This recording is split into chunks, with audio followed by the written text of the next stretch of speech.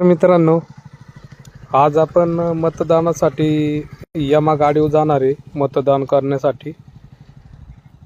चला तर जाऊ. ईश्वरी माझ्या मागे बसलेली आहे.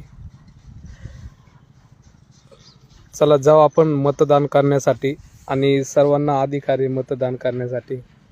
आणि आवर्जून मतदान करा, कोणी चुकू नका.